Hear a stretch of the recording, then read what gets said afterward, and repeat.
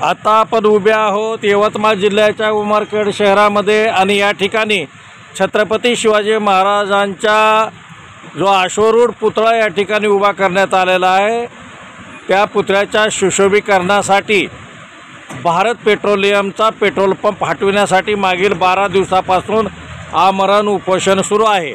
या आमरण उपोषणामध्ये गजानन देशमुख भांबरखेडे यांची आज अचानक तब्येत खराब झाली असून त्यांना रुग्णालयात भरती करण्याचा सल्ला आताच वैद्यकीय पथकाने दिलेला आहे।